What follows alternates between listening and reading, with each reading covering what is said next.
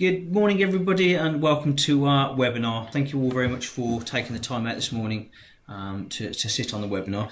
Just a little bit of housekeeping before we start. We will try and mute everybody because it can cause a little bit of feedback. If you do have any questions, there is a little box on the left-hand side where you can type a question, and we will answer those towards the end of the webinar. On the webinar today, it's myself, Steve Marks, the Sales Manager at ACUTEC, and also Amy. Hello, everyone. So we're going to try and keep today fairly basic, but we keep getting asked a few questions about securing the webinar, securing the cloud.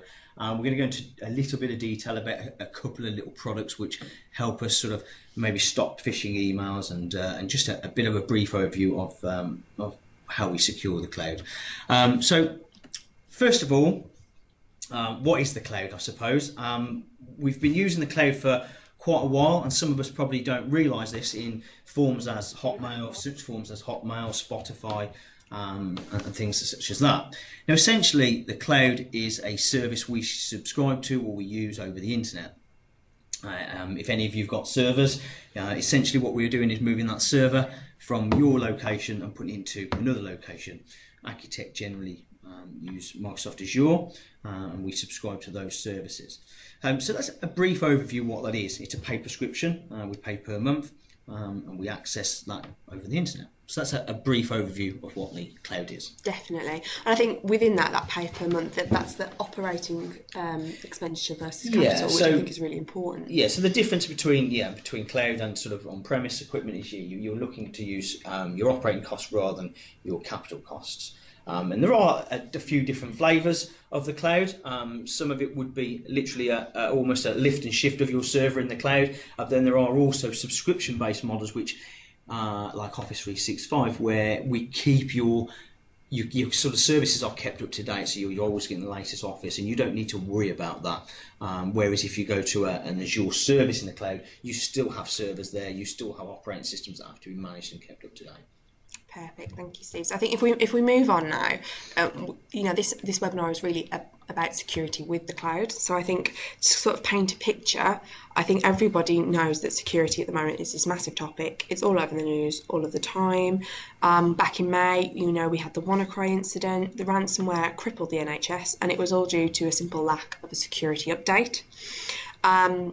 And today we really want to talk about, you should be putting security into the design of your IT. It shouldn't just sort of be an add-on. It should be something you think about all the time whenever you implement anything, whether that is cloud or it's on-premise hardware. And we just put a little reminder at the bottom of the screen there for our 7 steps to cybersecurity. We talk about that all the time. We're not going to go into it today, but that's just the first sort of basic 7 things that you should definitely have in place to be protecting your business.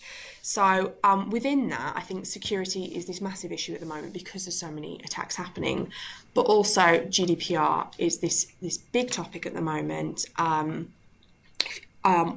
Today is not about GDPR, but security is an important part of it, which is why we're talking about it today.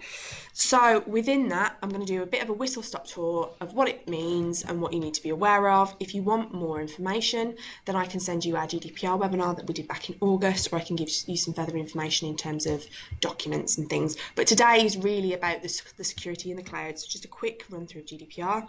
So what that means is it's the General Data Protection regulation. It's coming into place on the 25th of May 2018, and it is going to replace the Data Protection Directive from 1995. So basically in the past 20 years there's so much happened in terms of technology, how data is held, social media, that this has been coming on for a while now. It's been needed for a very long time. But one of the most important things about GDPR is you have to be seen to be attempting to protect the data you hold. So while we'll always say, perfect security is impossible, failing to try will now be unacceptable on GDPR. If you have chosen to have the responsibility of holding someone's personal data, you are responsible for it. You have to respect that and you have to protect it. And if you don't, you are liable for a data breach of up to 4% of your global turnover or 20 million euros, whichever is greater. And the ICO will be putting that into place in May. So that's just a quick overview of GDPR. Just to echo what Amy's saying there, I think it's understandable that not everybody can afford to spend hundreds of thousands of pounds on security, but following the basic steps will help prevent you being fined or getting caught out on this. So, I think it's obvious that we can't all afford that, but you just got to follow those basic steps. If you've got firewalls in place and you've got antivirus in place, you have to be doing those type of things so you don't get caught out. Perfect. Yeah, definitely, Steve. So if we move on, I think it's important here. Why is security important to businesses? Now, before you answer that question, I just want to say somebody's asked a question on our message box. What we're going to do is we're going to leave all the questions until the end, and we'll answer everyone's questions then. So thank you for your question, and anyone who else wants to ask any questions, then please do feel free. I'm just going to ask Steve the questions at the moment. So why is security important, Steve? Okay, so first of all, as you see on the screen, data is very important. Everybody is holding data, so it is very important to secure that data. Now, some people sort of say to us, well, no one's really interested in my systems. Why would they want to access my data? It's not really important to anybody else. But it is important to a few people, and that is the people who use it, and that would be you as the organisation. So if you allow, if you're not secure, people do access your data, or they do actually maybe encrypt your data and you can't access it, then it's very important to you. So that's what we're seeing a massive increase in, is sort of encrypting your data and stopping you accessing it, because it's important to you. So that's one thing. Then if you can't access it, you can't operate as an organisation. There's then the finance side of things. If you do have your systems encrypted, you have then got to maybe pay to get that unencrypted or fixed or repaired, and then you're also then at the potential fact you might get a fine as well from somebody accessing your data. Then there's reputation. I think we all remember TalkTalk. They got caught out, and their reputation, they lost a lot of business. So if you get caught out, you have to, it is your responsibility to notify the people who the data has been encrypted or been stolen. So the cost to you and from your reputation can also be quite large. Absolutely. I mean, we're doing a GDPR event next week for charities, and I've been doing the slides for that, and TalkTalk lost over 100,000 customers within 3 months of that attack happening. So the impact of that is just insane, really, and you really need to think about it. But if we move on, I think what we want to do now is we want to look at, so we talk about sort of the 7 steps, your firewall, your anti-spam, all of that kind of thing. But I think a lot of people, especially with the cloud, have a lot of questions in terms of just little things, but that can have a major impact on whether they choose the cloud, how they do their security internally. So we're just going to go through a few questions that I've been asked at events and different things, and what we would do in that situation and how you can deal with that. So I guess one of the first things, Steve, within that is, I had someone ask me the other week, we get a lot of phishing emails. What happens if my staff click on links or attachments? And, there's a multiple different options that can happen there. You could have a ransomware attack because you've clicked on that link and that malware has been installed. You could have a virus and data gets destroyed, or you could end up giving up personal information because in a ransomware attack, your data is encrypted, and therefore that personal data has been breached, and you are liable under GDPR for a fine. So how can people deal with that? What can they do to sort of mitigate this issue? Because it's such a human error that can happen. Yeah, it is, and just sort of the thing is with any cybersecurity and anything that we do, securing your users, or telling your users, educating your users is a very key part. No matter how good your security is, if a user clicks on a link, there's a chance you're going to get caught out. So there's an absolutely wonderful product, which is Advanced Threat Protection, which we use internally here. What this does is every time you get an email, it will scan that email, and it will scan the attachments and scan the links. And if it does feel that there is something that's not safe in it, it won't let the users actually open it. So this is a preventative of actually opening it. It's quite a common thing for most viruses or encryption software to be held in an attachment or in a link. So this is brilliant. Some people get a little bit annoyed because it does take a few more seconds. So you sat there, you see an email, it's being scanned, but it prevents them from clicking on it. And as soon as it is safe and the system knows it's safe, it then opens it, and then you can work on it. I think it actually makes you a little bit more productive as well, because you don't automatically go and open an attachment as soon as you carry on with what you're doing.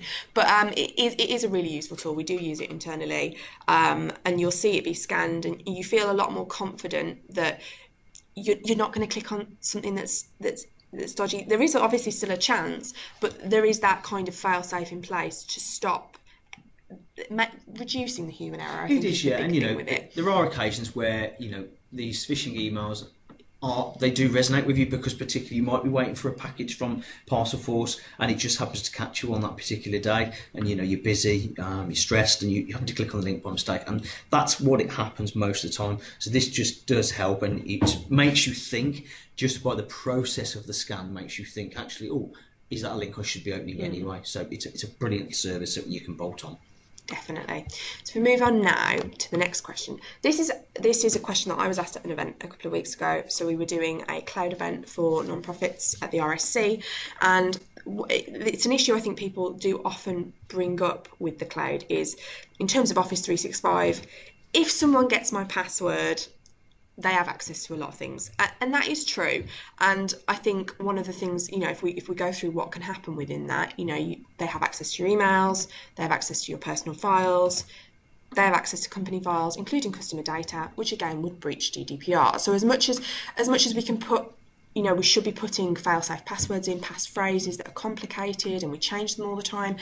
People don't, and it is something that we need to mitigate against. So Steve, how would you go around helping out with this? Okay. Now, 9 times out of 10, the reason we seem to keep copies of other people's passwords is because we need access to maybe files or emails on somebody else's computer when they're away or out of the office. Just to put it straight away, if that's a reason you want to keep somebody's password, if you speak to your IT team, management can have access to other people's computers for when they're away. It's very easy. They don't need to have the password to do that. You can have shared access to emails or shared access to documents. But to mitigate that, multi-factor authentication. Now, this can be used from just external access, or it can be used for internal access. And essentially what this is it means you need 2 forms of identification to access your network or to access your files. So if, for instance, your password is stolen or it is breached, when you actually go to log in, you will also be asked for a code which will be sent to your mobile phone. So it's basically 2 steps, and your system won't allow you to access the system unless you have both of those authentication methods in place. Perfect. Okay. So I think moving on, we have the next question, which is, what happens if a member of staff leaves and sends data to their personal email? So I think the best scenario we can give with this is a sales or marketing person. Not that we have 2 of those on the call at all.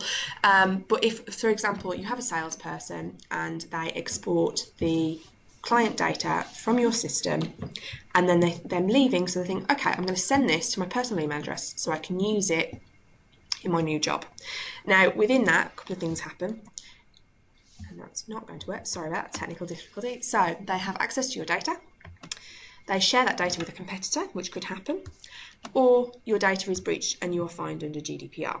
So within that, how do you because it's not just this kind of thing, is it really, Steve? It's also, I can put into my Outlook and say, oh, I'm going to send it to Jess, but it goes to June because I've put the J in and I've just hit enter because I think it's automatically going to put Jess in. How can I stop sending documents to people that I just don't want to? Yeah, I mean, as I say, there's a couple of parts to this. So there's sending documents internally, and there's also sending documents outside of the organisation. So Azure Rights Management is a key product to manage this. So this could be, as we say, it could be a salesperson that wants to send the document outside of the organisation using not an approved email account. So when we say that might be to a Hotmail, or it might be to a Gmail, or it could be to any email address that's not within the organisation. It could also be that the document, they want to try and open the document when it's not on the domain, and it's not authenticated on the domain. So what Azure Rights Management does is it allows you to set up certain profiles so where people can open documents. Now I use it in the scenario of HR, where it may be that I have a commission plan for a new salesperson and it's written on a Word document, so I will have access to that, and I want the HR team to have access to that. So I have a special group set up between myself and HR. So any documents that I send to them, they can open. But actually, if like Amy says, I send it to somebody else by mistake because the first letter of the name is similar to somebody else's, because they're not in that group, they can't open that document. So Azure Rights Management is a brilliant tool to prevent that happening, and prevent you sending documents to the wrong people or unauthorized access. It takes a bit of configuration, and it needs a lot of input from yourself to understand how you want to work and who you want to open documents. But it's a brilliant stop data being leaked. I think as well, I think the important thing with this as well is if you do accidentally send a document to the wrong person externally. So again, say I was emailing Jess, who is my colleague, and I decided to email by accident because I pressed the J, and I emailed junesmith@abc.co.uk. That is a data breach. Whether it was accidental or not, or malicious, it is actually a data breach because you've sent data outside of the organisation. Now, if that had personal data, such as client data, you would be liable under GDPR for a fine. So that kind of technology is great for overcoming these kinds of issues. We have one final question, which I've also been asked, and we'll come on to your questions after that. Yes, because I can see we've got multiple ones as well. So this is what happens if a member of staff has company data on their personal phone and loses it. Now, I think this is something very relevant with the cloud because it's enabled so much more mobility for businesses. So, while being able to access your email on your phone has been around for a while, you accessing your documents through OneDrive or Dropbox or using Word or Excel on your phone is a relatively new thing. And I think within that, it brings a lot of benefits, but also there is this issue of security. And I think a lot of businesses are becoming a lot more field-based. They have people out and about, and it's keeping your data safe. I mean, within this, there's a number of things that could happen, a number of issues. So if you remove the mobile access, you'll lose that flexibility that you have gained. And, with technology advancing all the time, you don't want to be restricting yourself, because why would you? You want to use the technology, but you've got to think about your security at the same time. There's also the issue of, if you did lose your phone, you've got to make sure that person's got a passcode on it. Otherwise, anyone could access any information about your company if they have access to your emails. If I didn't have a password on my phone, someone could just go into my Outlook. And then also, your data is breached and you are fined under GDPR, which seems to be a recurring theme with all of these security issues. So, Steve, how can we deal with this as a company? Okay, so we need to be mindful here that there are a couple of scenarios where we're using mobile devices or tablets, however you want to put this, off the network. So this could be a personal mobile, or it could be a business mobile. And so the data you may have, we're going to use email in this scenario. So if it's a personal device and you want to have email on that, that's fine. But as an organisation, you need to make sure that your staff are adhering to your policies. So if they want to have email on their phone, you can set up a policy so that it has to be authorised by an administrator or an IT manager when they put in their username and password. And then that way, we can then control the device. We use Microsoft Intune, and controlling that device means that we can, if they leave or if they do lose their mobile phone, we can wipe that section of that data. So we're not taking over control of their whole phone. We're not going to wipe off their personal photos or anything like that. What we are doing is any business data or any organisational data, we have access to wipe that if they leave under any bad terms, or you just want to be able to wipe that. We can do that. Now we can look then again at maybe a business phone. If that is lost or stolen, we can have full control over that, and we can completely wipe the whole device.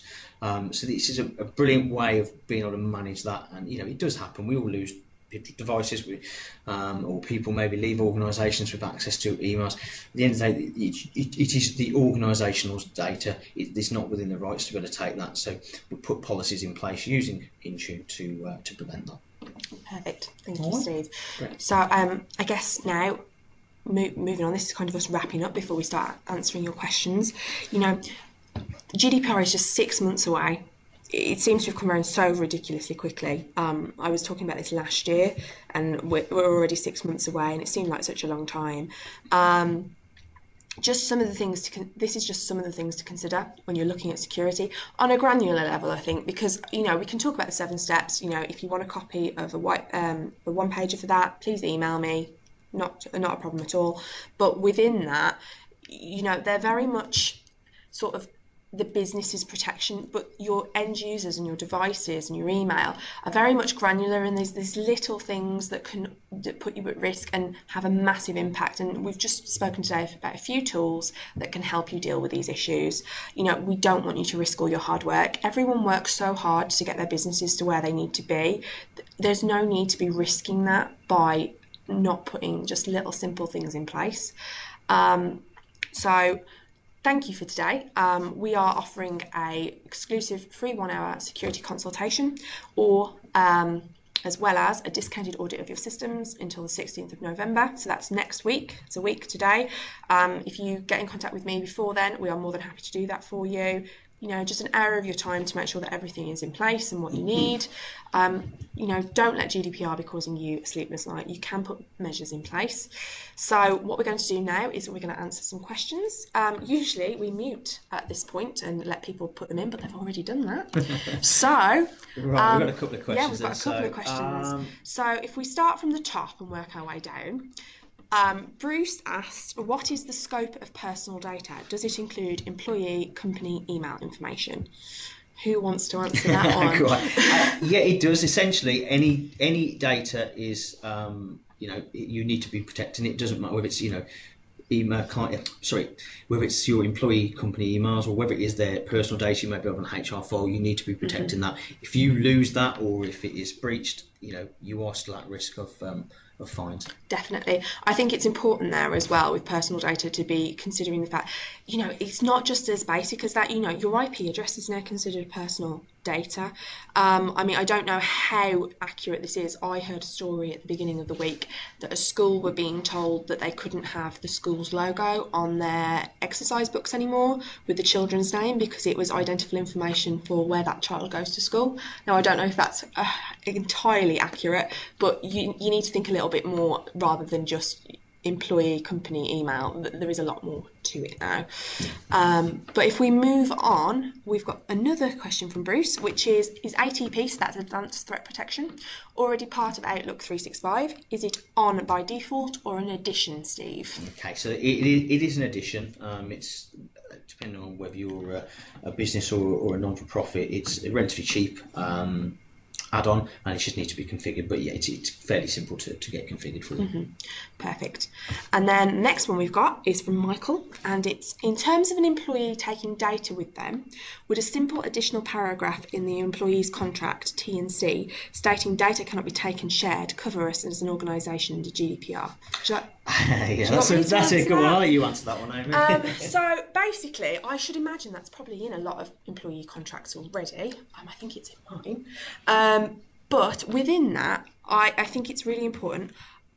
One thing I really want to say here is we are not legal experts. Yeah, and also, GDPR is not in. It's a live document. It's always in progress and working. It's a draft. But what I want to say with that is, will your employee remember that they've read that? Because in my view, that's not taking enough of a step to make sure that they don't share that data, because at the end of the day, I could accidentally share data by accidentally sending it to June Smith.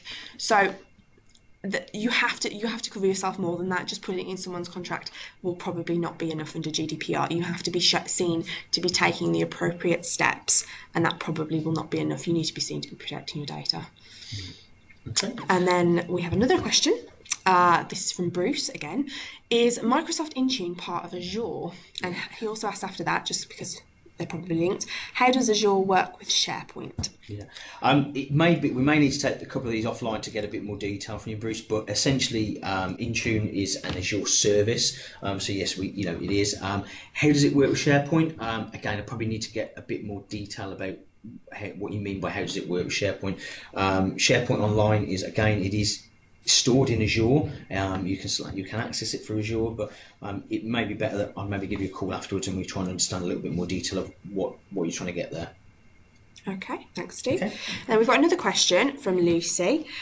Is the audit of your systems you are offering covered under Cyber Essentials, or is this service over and above, i.e. is it worth doing both? Right, I'm going to give that to Steve to answer, but what I'm going to say here is if you don't know what Cyber Essentials is, because some people on the call might not, Cyber Essentials is a government scheme, so and it is also supported by the ICO, who would be the people fining you if you are not compliant with GDPR. That it's basically sort of a checklist of kind of what you ideally need to be doing to make sure that you are doing what you need for cyber security. It's just £300 a year, and that is it's a good starting base, isn't it, to make sure that you're cyber secure. So Steve, do you want to answer Lucy's question? Yeah, of course. Right, so yes, essentially it is separate to a Cyber Essentials audit. It's a brief overview really, and of what your security is. As I do know, Lucy, so I know you would have already had this done, Lucy. So it's we know where you guys are anyway. But yeah, it would sort of be an addition to Cyber Essentials. Okay, perfect. We've got another question. So this is from Michael. He says that a concern for me and my organisation is we have international offices in 40 countries worldwide. These agents are not directly employed by us but work for us solely. They all have access to our VPN and data. We regularly remind our agents working in non-EU countries the importance of data protection and is within their legal contract. Would these agencies pose a risk on us breaching GDPR if they share data? The answer to that, Michael, is yes. So within GDPR, the territory has kind of widened. So this legislation is not just applicable to EU countries, it's applicable worldwide. So if you are a company in the USA and so for example, here's a good one. I bought a phone case, and they're all going to laugh at me in the room now. I bought a phone case from America a couple of weeks ago, and it went through customs and everything. But that company would have to be GDPR compliant because I am a citizen of the EU. Brexit is not involved in this at all, but GDPR is still relevant to the UK. So they would have to, under GDPR, be protecting my data the same as we would in the UK. Now, I know you've said you've got these agents and they're not directly employed by you, but work for you solely. Now, what I can say with that is I'm going to be talking to some charities on Tuesday about GDPR, and they will obviously have volunteers. It is that charity's choice to have volunteers. They don't have to, and therefore it is their responsibility to make sure that any data that those volunteers are involved with is protected in the same way as a normal employee, and for you yourself this would be the same. I hope that has helped to answer your question. What we're going to do now is we're just going to go mute for a few more minutes while I see if anyone else has any questions. Thank you very much. Thank you. I will just have to say, if you've got any questions, please type them in the box. If you do have something specific you want to speak to us about, and you don't really want to share it today, that's fine. Please don't hesitate to give us a call. I'll probably try and catch up with a few of you that have been on the call anyway over the next couple of days. If you've got any, any pressing questions you don't want to share, or you just want a bit more detail. And of course, don't forget that our offer is only available until next Thursday. So if you want that, please do get in touch as soon as possible. Thank you. Right, we've had two messages in the box. Thank you, Bruce. Steve is looking forward to your call. Lucy, the GDPR event for charities, I need to double check that because it was sold out, but I have had one or two cancellations. But let me just double check my numbers. But if I can get you on, I'll get you on. It's next Tuesday at 8:30 at the Library of Birmingham if you are interested, but I will see if I've got any room. Okay, thank you. Right, everybody, it doesn't seem like there's any more questions. Please do get in touch if you do have any that you don't want to speak about online or in public. Again, please remember that we are offering our offer until next Thursday, so please do get in touch if you're interested in that. And thank you very much for today. Thank you all. Thanks, have bye. a good day. Bye.